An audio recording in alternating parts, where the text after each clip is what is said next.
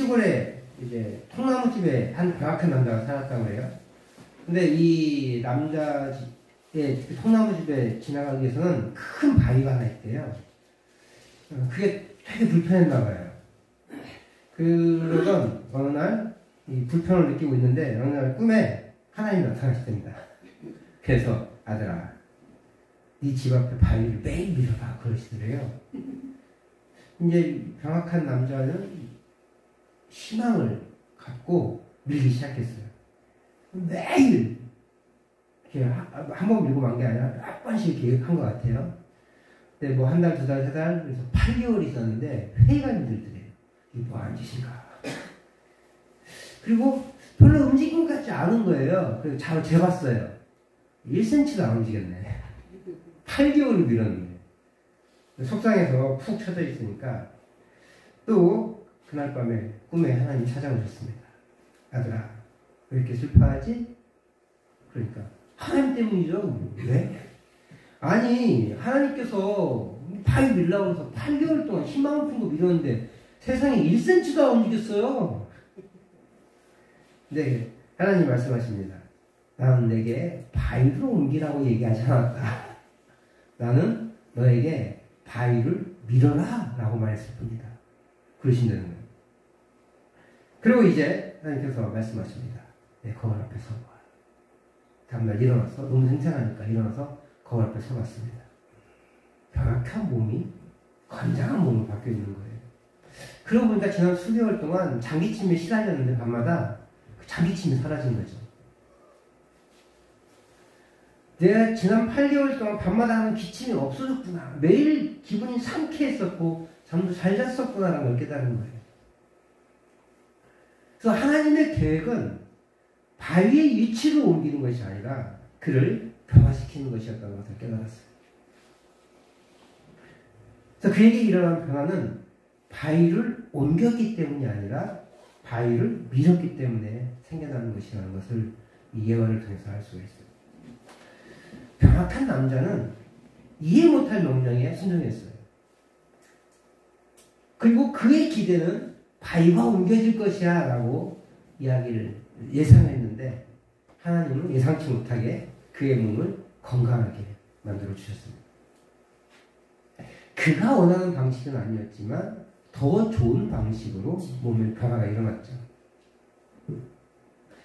그는 그 하나님의 뜻을 알아가고 감사했습니다.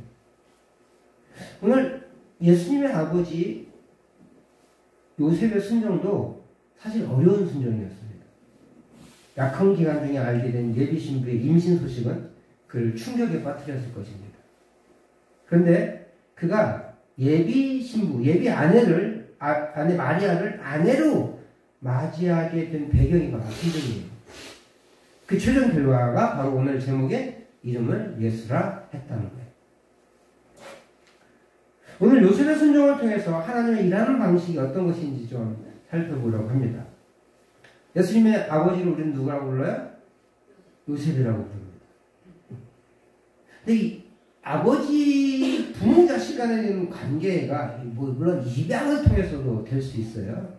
그런데 보통은 부부가 아이를 낳았을 때, 잠자리를 같이 해서 아이를 낳았을 때를 부모 관계라고 얘기하잖아요. 그래서 이 혈족 개념에 의해서는 엄밀히 말하면 요셉은 예수님의 아버지가 아니에요. 어쩌면 입양 관계인 거예요. 우리가 알고 있는 거. 근데 이제 그 당시 사람은 진짜 요셉의 아들이었을 것이라고 이해했을 거예요. 그건 이따가 말씀을 드려볼게요. 아버지로서 그가 한 역할이 없어요. 잠자리를 같이 하지 않았으니까. 그러면 그럼에도 성경은 왜 요셉을 예수님의 아버지라고 하느냐, 그거에 대해서 좀 먼저 살펴보려고 합니다. 그러기 위해서 이제 20절 말씀을 좀 읽어봐야 돼요. 20절 말씀을 마태복음 1장 20절 말씀을 한번 읽어보겠습니다. 시작. 이 일을 생각할 때 주의 사자가 현몽하여 이르되 다윗의 자손 요셉아 내 아내 마리아 데려오기를 무서워하지 말라. 그에게 잉태된 자는 성령으로 된 것이라. 1장 16절에서 우리가 언급했듯이 요셉은 다윗의 계보를 이어왔어요. 그러므로 다윗의 후손입니다. 이를 명시적으로 밝혀주는 것이 20절 말씀에 다윗의 자손 요셉아라고 얘기했어요. 천사가 와가지고 족보를 물론 이미 이야기했지만 그걸 명확하게 보여주는 게 이 다윗의 자손 요셉아라는 말이에요. 즉 요셉은 다윗의 후손이요. 이것을 밝히는 것은 예수님이 구약의 예언대로 다윗의 후손으로 오신 메시아이심을 보여주는 겁니다. 아주 중요한 이야기예요. 근데 왜 요셉일까? 다윗의 후손은 요셉 말고도 엄청 많았을 겁니다. 근데 왜 하필 요셉이었고 왜 하필 마리아였을까? 요셉은 자신과 정혼한 약혼한 마리아가 임신한 거 보고 놀랐을 거예요. 사실 고대 이스라엘은요 정혼을 하고 1년간 동침을 하지 않습니다. 합방을 하지 않아요. 근데 그럼에도 정혼한 날, 약혼한 날로부터 법적인 부부관계예요. 왜 굳이 이런 걸 할까? 우리는 그냥 보통 약혼하고 만약에 마음에 안 들면 중간에도 이제 파혼하잖아요. 그럼 전혀 데미지가 없어요. 여자든 남자든 파혼할 때 수근덕거림을 조금 들을 수는 있지만 전혀 문제가 되지 않습니다. 그런데 이스라엘의 약혼은요 결혼이 시작된 거예요. 다만 동침만 하지 않는 거예요. 이미 법적인 부부입니다. 근데 왜 1년에 유예기간을 뒀을까? 학자들이 추측하는데 당시에는 의학이 발달하지 않으니까 이 사람이 임신을 했는지 안 했는지 몰라요. 부정한 일을 했는지 안 했는지 모릅니다. 시간이 지나야 알 수 있어요. 어떠한 일이 생겨도 1년 정도면 아이가 출산합니다. 보통 10개월이니까 정확하게는 9개월 10일이에요. 10개월이라고 얘기하는데 보통 9개월 10일만 아이가 낳거든요. 그래서 신혼부부들 허니문 베이비라고 하죠. 그 사람들은 혹시 속도위반 아니야? 막 이렇게 오해할 수도 있는데 왜냐하면 10개월이 채 안 돼요. 280일이거든요. 그러니까 280일 정도면 아이가 나으니까 1년을 기다리면 중간에 이 여인이 부정한 행위를 했는지 안 했는지를 알 수 있는 시간을 보는 거예요. 근데 아이의 배가 여인의 배가 불러와요. 그럼 어떻게 돼요? 부정한 일을 한 거잖아요. 그렇다면 이 여인은 구약의 법에 의하면 돌에 맞아 죽어야 돼요. 이 시대, 예수님 시대에는 파혼을 합니다. 근데 어떤 게 남자에게 유리하냐? 파혼의 이유가 나한테 있는 것이 아니라 이 여인에게 있다라고 하면서 공개적으로 파혼하는 거예요. 그게 유리합니다. 남자가 변덕쟁이처럼 느끼면 안 되잖아요. 그러니까 내가 변덕이 심해서 파혼한 게 아니라 이 여인이 부정하기 때문에 아내로 맞을 수가 없는 것이다 라고 하면서 공개적으로 하는 거거든요. 근데 가끔은 조용히 2명의 증인만 있으면 되거든요. 2명의 증인 앞에서만 이혼을 합니다. 이 두 번째 이혼을 선택한 사람들은 이 여인을, 자신의 아내된 여인을 부끄럽게 하지 않으려고 하는 거예요. 수군덕거림, 그리고 부정한 여인으로 그 성에서 쫓겨나야 되잖아요.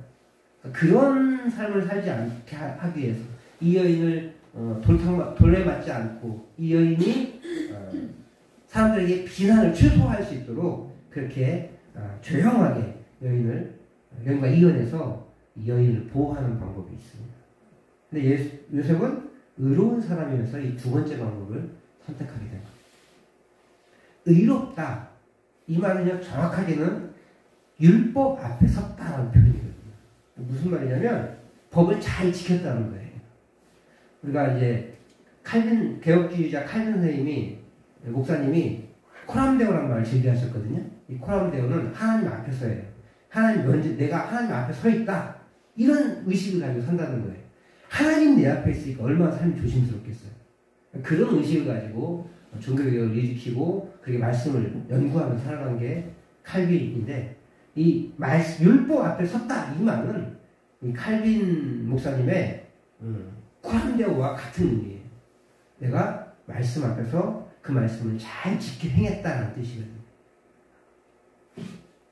그렇게 요셉은 율법을 잘 지키는 사람으로 이 여인을 사랑하지만 법에 의해서 이혼했어야 돼요. 그런데 이 율법 앞에 섰다라는 이 의롭다는 표현은 동시에 이런 말이 있는데 착하다라는 뜻을 가지고 있어요. 의로운 사람이라는 말은 착한 사람이라는 또 뜻도 갖고 있거든요. 그러니까 이 사람이 말씀 앞에 서다 보니까 착하고 경건하게 살아가는 거예요. 그래서 이 마리아를 대하기를 불쌍히 여기는 마음, 보호해야겠다는 마음이 생긴 거죠. 그래서 그는 이 여인을 보호하기 결심하고 조용히 이혼하려고 하는 거예요. 그런 고민이 있어요. 어떻게 해야 될까? 어떻게 하면 이 여인을 보호하면서 율법 앞에 바로 설 수 있을까? 이런 고민이 있었던 거죠. 그런 고민이 있는데 천사가 나타난 거죠. 다윗의 자손 요셉아, 부른 거예요. 그리고 마리아를 아내로 삼아 결혼 생활을 이어가라 라고 명령합니다. 아내의 임신이 바로 사람이 아닌 성령으로 잉태된 것이다 라고 밝혀줍니다. 성령의 잉태에 대해서도 우리가 좀 깊이 생각을 해봐야 돼요. 마리아의 몸만 빌린 거냐, 아니면 마리아의 그 남자 여자의 몸에서 나오는 그 요소를 빌린 거냐, 뭐 이런 주장도 있어요. 근데 성령에 의해서 임신했다는 것은 성령께서 임신케 한 거지, 마리아의 몸만 빌린 거지 그 외의 것이 들어가면 안 돼요. 그 외의 것이 들어간다고 주장해서 성모 마리아가 얘기하고요. 그리고 그걸 주장한 사람들은 성모 마리아는 결혼을 끝까지 동침치 않아가지고 처녀의 상태로 돌아가셨다 막 이렇게 얘기해요. 근데 성경에 기재된 유다서나 야고보서는 다 예수님의 아들 동생들이라고 얘기하잖아요. 요셉이 직접 낳은 아들들이거든요. 그랬을 때는 동침하지 않았을 리는 없는 거예요. 그러니까 그들의 주장이 조금 이렇게 마리아를 좀 이렇게 신성시하기 위해서 그렇게 좀 꾸며낸 겁니다. 예수님만 그렇게 태어난 거예요. 근데 여기 있잖아요. 이 요셉 꿈을 꾼 요셉이 천사의 명령대로 마리아를 아내로 맞이합니다. 그 출산 때까지 합방하지 않아요. 물론 구약의 천사가 임마누엘 이렇게 얘기하면서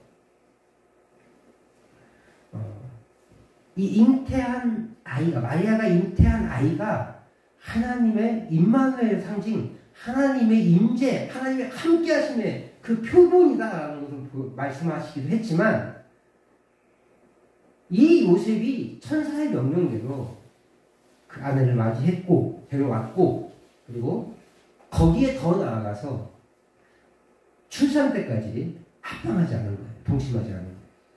천사가 그 말까지는 안 했거든요. 동침하지 말아라 이 말은 안 했어요. 근데 이 요셉이 얼마큼 헌신했냐면, 얼마큼 그것을 귀하게 여겼냐면, 그 이후에 자신의 정욕대로, 원래의 관습대로 그녀와 합방하지 않은 거예요. 그리고 그 명령대로 아들의 이름을 예수라 지었습니다. 고대 이스라엘에서는요, 여자가, 엄마가 아들 이름을, 아예 자녀의 이름을 지었다고 합니다. 대표적으로, 사실 예수라는 이름은 흔한 이름이거든요. 우리가 여호수아서 그때 말씀 나눴잖아요, 주일날. 여호수아의 또 예수라는 뜻이고요. 또 혹은 예수아라는 말도 예수님도 또 여호수아, 예수는 다 같은 이름이에요. 발음만 좀 틀린 거예요. 근데 요셉이 천사의 명령을 기억하고 아들의 이름을 예수라고 했어요. 아까도 얘기했지만 고대 이스라엘의 이름은 어머니가 지었어요. 대표적으로 우리가 야곱의 아내였던 라헬이 둘째 아들을 낳으면서 죽잖아요. 죽으면서 뭐라고 하냐면 베노니 그래요. 죽으면서까지 자기 아들의 이름을 짓고 죽은 거예요. 다만 그 야곱이 베노니라는 이름을 안 부르고 베냐민으로 불러서 이름이 바뀌긴 했지만, 라헬은 자신의 아들을 이름을 짓는 것을 죽어가면서 행하려 했던 것처럼 그 어머니의 어떤 역할이 자녀의 이름을 지어주는 거였던 거예요. 그런데 요셉은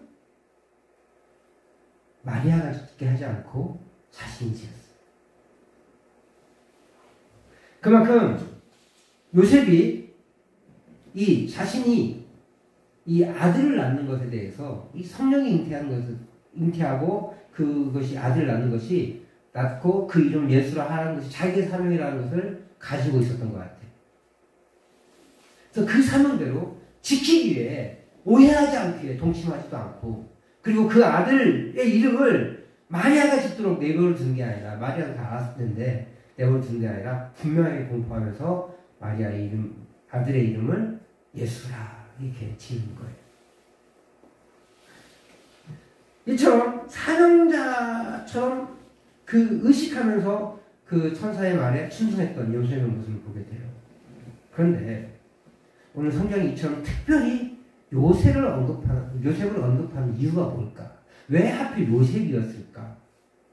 앞서 얘기했지만 다른 많은 사람도 다윗의 자손이고 결혼하기 직전에 그런 관계를 맺은 사람도 수없이 많았어요. 근데 왜 요셉이었을까? 왜 마태복음은 요셉의 이야기를 이렇게 자세히 기록했을까? 라는 거예요. 물론 저 빨간 글씨처럼 다윗의 자손 요셉아! 라고 얘기했기 때문에, 그것 때문에 다윗의 자손임을 확인시켜주는 아주 중요한 요소거든요. 그 요소이기 때문이기도 하지만 사실 더 중요한 것은 하나님께서 요셉을 사용하셨는데 무엇을 사용하셨느냐? 그 성품을 사용하셨다는 거예요.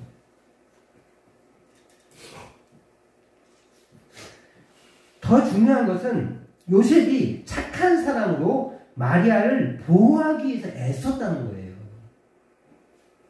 보통의 사람은 자신이 체면 깎이지 않기 위해서 여자를 드러낼 거고, 여자의 부정을 드러냈을 것이고, 여자가 도려맞아 죽거나 비난당하게 했을 거예요.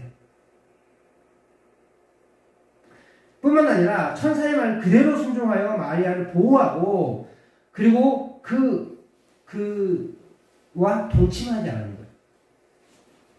그리고 이름을 예수라 하니라.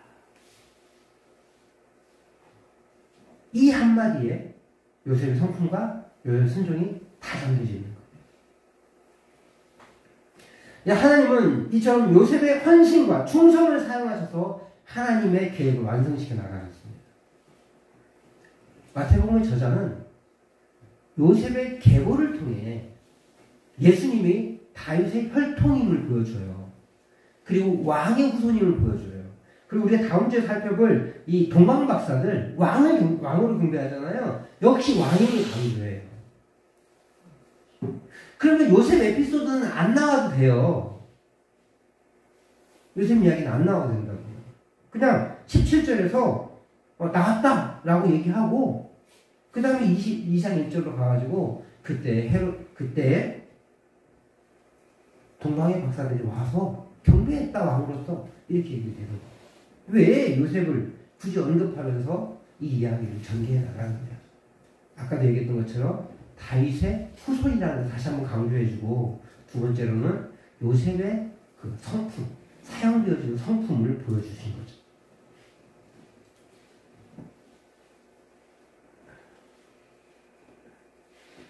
성탄은 그렇게 요셉과 또 마리아도 그렇게 순종하잖아요. 주의 계집종의 오니 주의 뜻대로 되었지어다 이렇게 고백하면서, 그렇게 그들이 사용되었습니다. 누구에 의해서요? 하나님께 사용되었기에 온전히 하나님의 뜻이 이루어질 수 있었고 예수님이 이 땅에 태어나시게 된 거예요. 예수님을 우연히 만들어진 계기에 의해서, 혹은 원래 사람이었는데 너무 헌신했고 충성했기 때문에 그를 하나님을 높이셨다, 뭐 이렇게 말하는 목사님들도 계세요. 그런 것이 아니라 특별한 계획을 가지고 특별한 두 사람을 선택해서 그들의 삶과 성품을 사용하셔서 이 땅에 보내셨다는 것이 오늘 이 마태복음의 말씀, 그리고 누가복음의 말씀입니다. 그리고 마태복음 누구에 집중하고 있어요? 요셉의 순종과 헌신과 그의 성품에 집중하고 있는 거죠. 그렇게 하나님은 사람을 사용하십니다. 꼭 요셉이 아니었으면 됐을 거예요. 누구라도 결혼 전에는 그렇게 1년간 유예기간을 갔습니다. 그리고 다윗의 자손이 요셉만 있었던 게 아니라 더 많은, 수도 없이 많은 사람들이 있었을 텐데 때와 시기와 성품을 사용하셔서 요셉을 콕 집어가지고, 마리아를 콕 집어가지고 하나님께서 사용하신 거예요. 다시 말하지만 하나님은 우연히 마주친 그녀와 그 사람을 아무 생각 없이 사용하시는 것이 아니라 우리가 모르는 특별한 점을 사용하세요. 무엇보다 우리를 사용하셔서 하나님의 뜻하심과 계획하심을 이뤄나가십니다. 요셉의 성품을 사용하신 것처럼 우리의 삶으로 나타난 성품을 사용하실 겁니다. 그렇게 다윗의 자손이요, 어려움에 처할 수 있는 마리아를 품을 수 있는 요셉을 하나님이 택하신 거예요. 그가 순종하자 이번에는 하나님이 일하세요. 앞서 얘기했던 것처럼 예수님은 요셉의 자손이라고, 요셉의 아들이라고 인정받았을까요? 인정받지 못했을까요? 우리가 알는 바로는 인정받지 못했을 거예요. 저 이방 자식. 솔직히 이방에 대해서 지금은 많이 좋아졌지만 옛날에는 이방에 대해서 부정적으로 많이 생각했잖아요. 그래서 우리나라 사람들 입양을 거의 안 해요. 지금도 별로 안 합니다. 입양에 대해서 좀 부정적이에요, 우리나라 사람들. 그래서 그 당시 다 당연했을 거예요. 입양에 대해서 그렇게 호의적이지 않습니다. 근데 예수님은 입양 아들로 살았을까요? 마리아가 부정했는데 요셉이 봐줬어 라고 이해받았을까요? 아니면 요셉의 친아들로 이해받았을까요? 네, 요셉의 친아들로 이해받았어요. 어떻게? 예수님이 태어날 때쯤 예수님이 그 땅에 안 계셨거든요. 하나님께서 일하신 거예요. 누가복음에 보면 호적하는 일이 나오잖아요. 그래서 먼 타지에 갑니다. 원래 나사렛 갈릴리 지역에 살았는데 저쪽 유대 지방까지 내려갔어야 돼요, 남쪽으로. 그리고 거기서 태어났어요. 그리고 나서 바로 올라갔으면 혹시라도 이상한데 이럴 수 있는데 어디 갔어요? 애국으로 피신 가잖아요. 최소한 수개월은 애국으로 피신 갔을 거예요. 어떤 분은 몇 년이라고 이야기하는 분도 계세요. 그렇지는 않을 것 같고 최소한 수개월에서 1년 정도 이렇게 애국에 피신이 갑니다. 그래서 와보니까 이미 커요. 그렇다고 해서 오늘처럼 생일을 딱딱 따져가지고 호적하는 것도 아니고 그잖아요. 사람들은 당연하게 요셉의 아들, 친아들로 이해했을 거예요. 하나님께서 이렇게 일을 하신 거예요. 왜 하필 그때였을까요? 이렇게 하나님은 호적을 준비하셔서 요셉의 순종을 완성시켜 하셨습니다. 우리 교회에 하나님의 계획하심이 있어요. 그때 우리를 사용하시는데 우리의 성품을 사용하시는 거예요. 우리의 삶을 사용하시는 거예요. 우리의 삶과 우리의 성품이 우리 교회를 향한 하나님의 계획에 사용되어지는 복이 저와 여러분들의 있기를 주님은 축복합니다.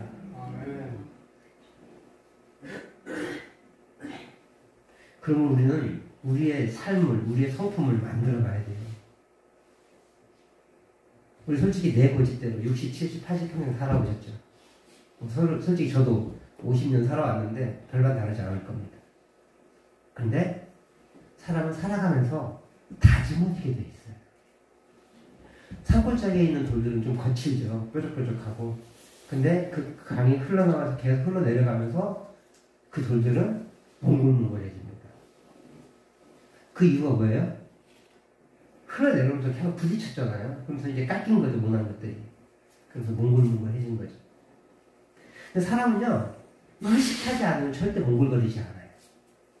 돌은 굴러오니까 투삭투삭투삭 거리면서 몽글거릴 수 있는데, 사람은 의식하지 않으면 몽글어지지 않아요. 의식하면 몽글어질 수 있습니다. 근데 반대로 사람은 의식하지 않잖아요. 그럼 그 모남이 더 강해집니다. 그래서 막 악에 갇힌 사람들 보잖아요. 왜 그래요? 그 자신에 당하는 고난들이 그것이 상처가 돼서 점점 그 상처가 커지는 거예요.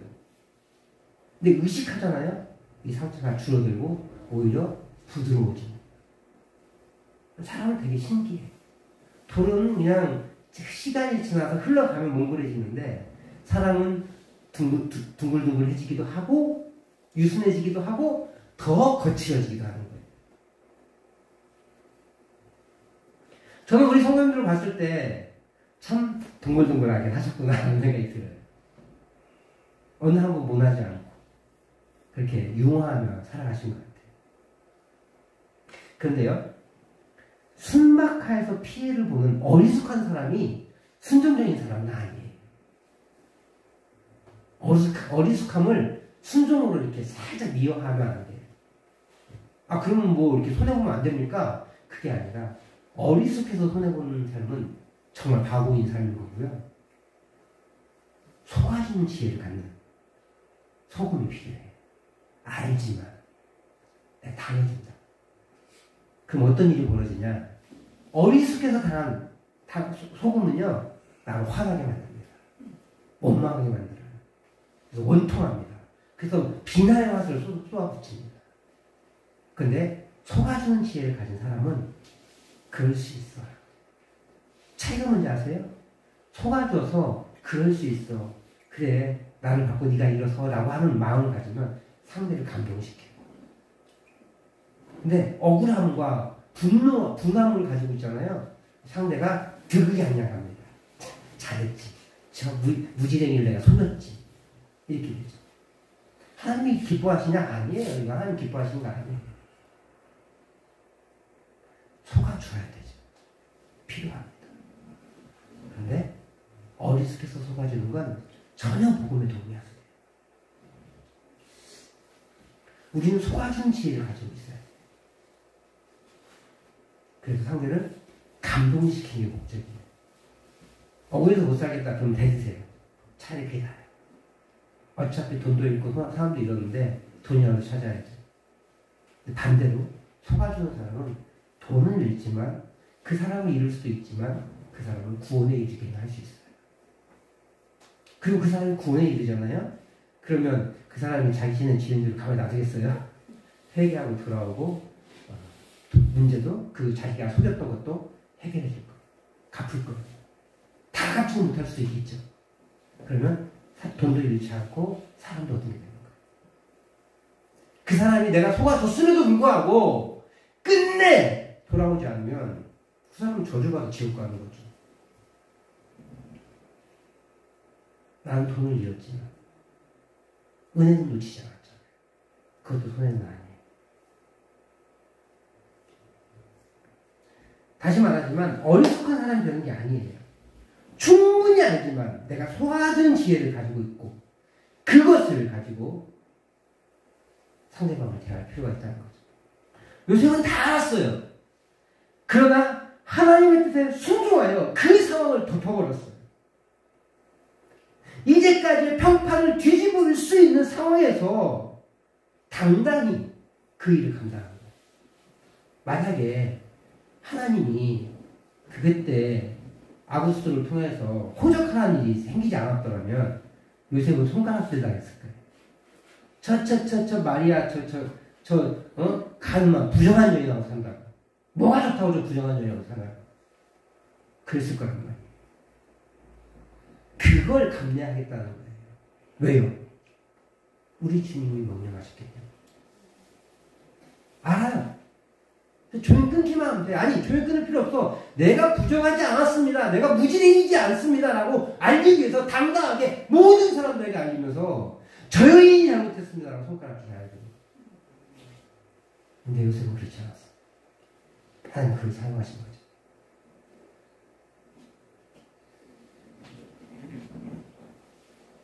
당하는 것이 아니라 그것을 당해주는 것이 필요해요. 요셉처럼.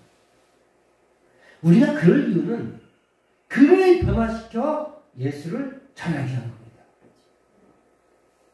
그거 말고는 당해야 될 이유가 없어요. 저는 그래요. 저는 좀 못된 목사라서 당하고 못 살겠어요. 억울해서.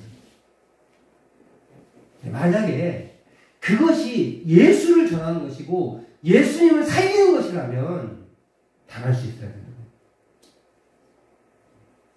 그래야 당해주는 인생을 살아야 억울함도 없어지고 사명을 이어갈 수 있는 거예요. 그냥 순박하게 무지랭이처럼 그렇게 살아가는 게 아니라 적극적으로 살아가되 남을 속이면 당해줄 줄 아는 지혜와 믿음을 가지고 그것을 하나님께서 갚으실 것이라는 기대를 가지고 살아갈 수 있길 바라요. 그렇게 이번 성탄은요, 하나님께서 요셉의 성품을 통해서 하나님의 사역을 완성하셨던 것처럼 우리의 성품을 통해 우리 교회의 사명을 완성해 나가도록 사용되어지는 그런 귀한 날이 되기를 소망합니다. 정말 우리 교회 성도님들이 되시기를 주의 이름으로 다시 한번 축복합니다.